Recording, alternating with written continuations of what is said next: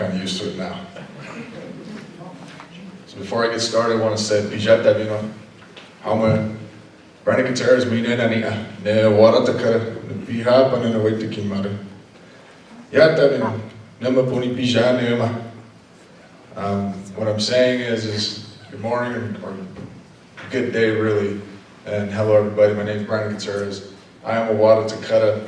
I am from the Honey Lake Valley, and it's good to see everybody today. So before I get started, how many natives do we have in here? All right, we got a few. Awesome. This is actually, I think, my first little talk I've ever had to give on culture stuff. Usually I'm talking about veterans things and things of that nature, so this is actually kind of a nice change for me. Just to forewarn you guys, you know, there's gonna be a little bit of truth in this talk. Okay, so there's not a lot of TV Indian stuff in here. So I'm just warning everybody. You too, Colonel. All right. So, good afternoon, everybody.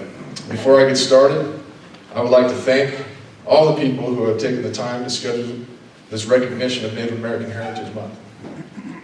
Simple gestures like these are very meaningful to me, and I feel honored to have the opportunity to speak to all of you today about my people. Native history, our current issues, and even our way of life are things that do not get much attention from the dominant society, or what we call non-Indians. I'm sure that most of us can recall the glazed over version of Native American history that all of us received in public school. At times, it seems like my people have become a benchmark and a very seldom talked about history, and that fact has always saddened me. This is because our history has helped shape this nation, our warriors have participated in every major war, and our cultures provide so much beauty for all the non-Indian brothers and sisters that we have. I feel that we should be talked about, appreciated, and understood. My name is Brandon Gutierrez, and I am the tribal chairman of the Susanville Indian Rancheria. Before I go any further, standing here, I can only talk for the people of Susanville Indian Rancheria. For all the other Indian people in here, you guys all know that we can't stand here and speak for all Indian people. We can only speak for our own. I am a Northern Paiute, Karuk, Hupa, and Wiyot native, and as you can tell from my beard and male pattern baldness, I'm also part Mexican and German. So joking aside, I feel that it's important for everyone to know that like all other people, Native Americans come in all shades, shapes, and sizes. We are diverse survivors with a passion and love for our culture and our ancestors. We laugh, share, and love just like everyone else. As some of you may know, the Honey Lake Valley is the home of 4 tribes. These 4 tribes are the Paiute, Maidu, Pit River, and Washoe. We are linguistically and culturally distinct. That means is we're all different. And we are beautiful in our own right. Most importantly, and I'm sure the Indian people in here will appreciate this, we are still here. We are not extinct. I personally like to think of the land that surrounds us as holy ground. I say that because the struggles of my people have transpired in this valley for thousands of years. Before Jesus walked, our people were on this ground living through the seasons, raising their families, and ensuring their ways stayed intact.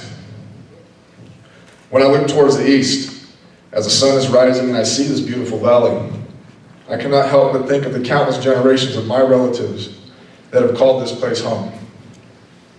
The fact that we are still standing here shows the tenacity of Indian people, and I am very proud of that. Our story has not always been a pleasant one, but our will to carry forward and survive is a true testament to the sacrifice and the love of the natives from the Honey Lake Valley. No matter where I set foot in this land, chances are that one of my relatives also walked in that very spot. And that is a very wonderful thought for me. The connection that I feel to my home is very real, and I feel blessed every time I find myself in the sagebrush, at Eagle Lake, or even in the timber-covered mountains that surround us. The Indians of the Honey Lake Valley did not live in teepees. They were not mindless, bloodthirsty savages, and they did not possess magical powers. The people of this land lived according to their separate cultures, in conjunction with the seasons of life. They were fierce protectors of their families, and most did not shy away from a fight. And they were all very spiritual. The people understood something that has long been forgotten by the dominant society. And this is a very true statement. And that is that everything has a spirit.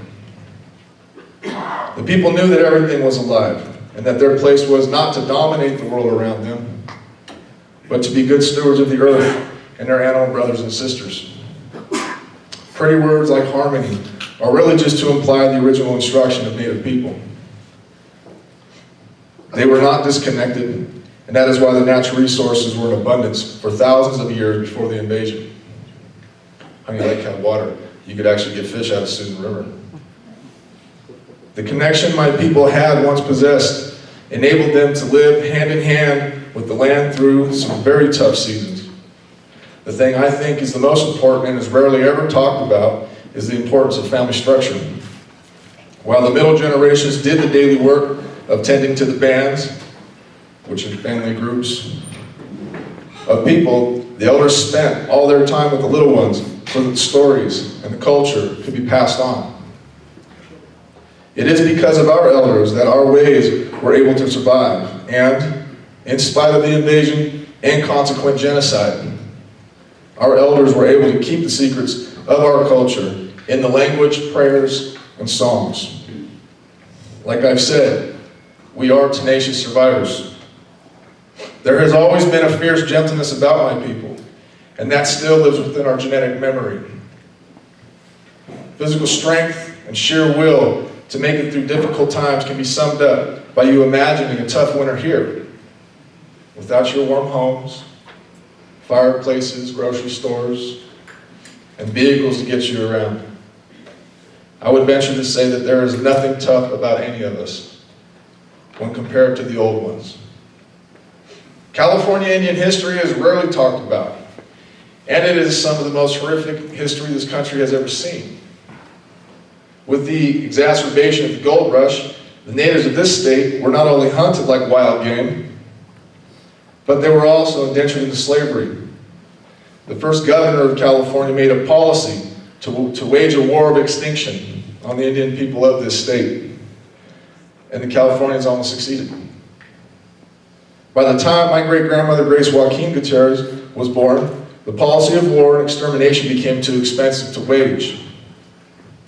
Things shifted from annihilation to assimilation. The birth of the boarding schools left a black mark on my people that can still be felt to this day. These were not the schools like you see today. By the thousands, Native children were stripped away from their families by the church to attend these assimilation schools. Most who know about the boarding schools know that the children were not allowed to speak their language. The boys were forced to cut their hair, and they all had to take Christian names. Stripping these little people of their birthright changed generations of Indian people forever. We are forever changed because of that experience. The abuse, neglect, and torture felt by these children was constant, and thousands died in the care of boarding school people.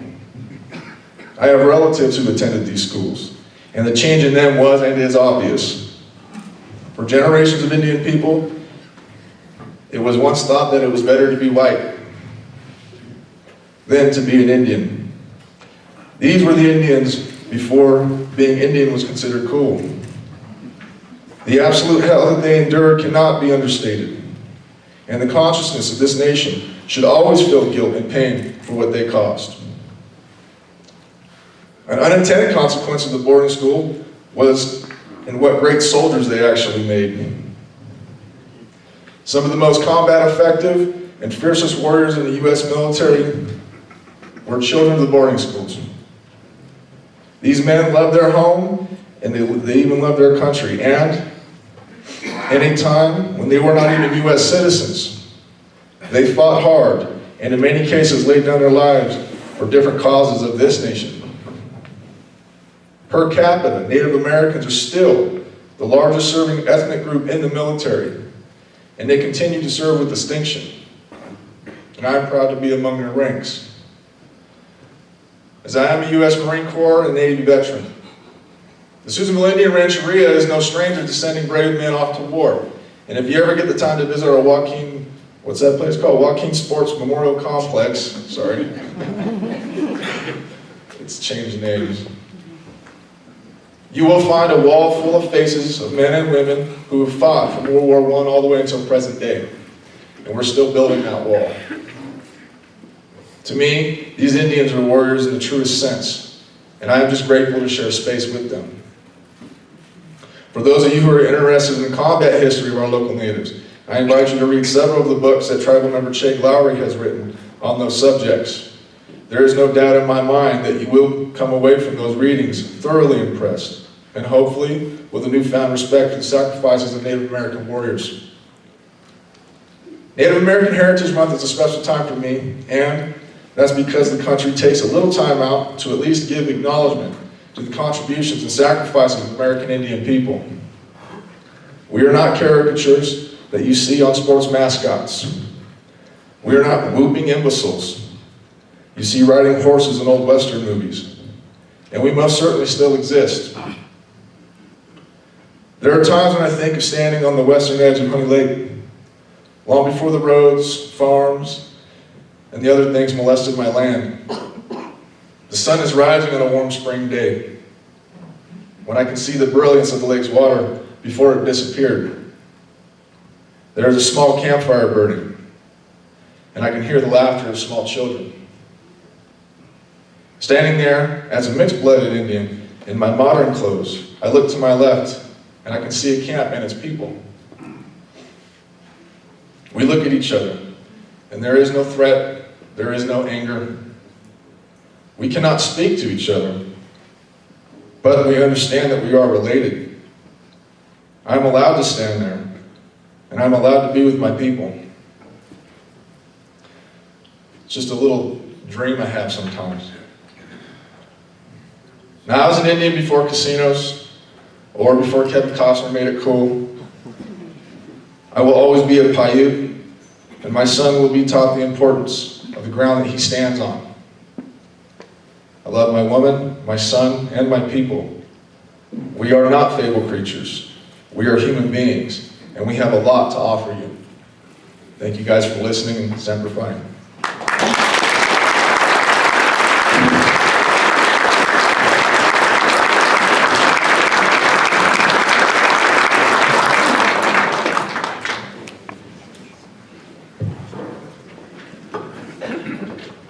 Okay, Brandon, thank you for coming and spending some time with us today. You said it was a hard truth, but I've always said, and people have said before, if we forget the past, we're doomed to repeat it. And so we can never forget it. And so we take your words to heart because we have to continue to remember. And so, on behalf of the Sierra Army Depot, again, thank you for your time coming today. And I'd just like to present to you actually two things. First is just a simple commander's note. It just says, Dear Mr. Gutierrez, it was a pleasure meeting you during Sierra Army Depot celebration of National American Indian Heritage Month. I want to thank you for taking time out of your busy day to speak with us today. You added value to the event, and you enabled everyone in attendance to get a better feel for the Native American Indian culture and to learn more about the Susanville Indian Rancheria as well. Again, thank you for your participation in making this a very successful event.